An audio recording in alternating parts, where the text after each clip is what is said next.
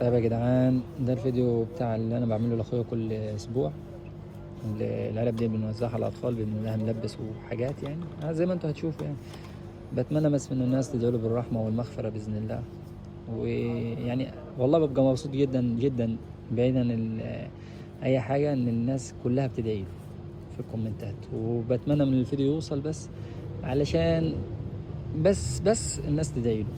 يعني انا اقسم بالله يعني بالدنيا وما فيها الناس اللي لما بتدعي له بالرحمه، لان هو مش مجرد اخ يعني بالنسبه لي، يعني ده يلا ربنا يرحمه ويغفر لي.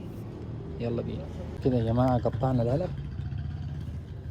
نحط الحلويات اللي انا بحبها عشان متاكد ان الاطفال هتحبها. يلا بينا.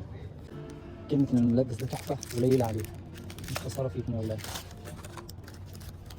يلا بينا نبصهم عشان ياخد وقت. كده رصينا الملبس. نحط ايه تاني؟ اكيد يعني سوداني شوكولاته، هنوزعهم ونقول لكم تاني. كده وزعنا السوداني شوكولاته. هنحط ايه تاني؟ يلا بينا. اكيد يعني سوداني سمسم. يلا بينا. ما حطينا سوداني سمسم، هنحط ايه تاني؟ يلا بينا. الطوفي ده تحفه يا جدعان، كلير حاجه كده جامده. يلا بينا نحطها، ودي هتبقى اخر حاجه على قد فلوسنا بقى. يلا.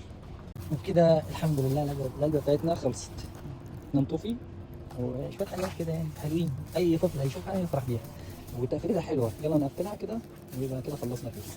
كده الفيديو بتاعنا هيبقى خلص. شكل العلبه ده هيبقى كده. ما شاء الله الله. تفرح طفل صغير. وطلع لله على روح اخويا يعني. انا الكل عايز منكم الفيديو ده يوصل وتدعوا له بالرحمه، لان اخويا ده ما كانش مجرد اخ والله العظيم، بس فربنا يرحمه يعني. وهو مبسوط جدا لما بشوفكم تدعوا له يعني. ربنا يرحمه ويغفر له ويغفر لامواتنا جميعا باذن الله. يلا، السلام عليكم.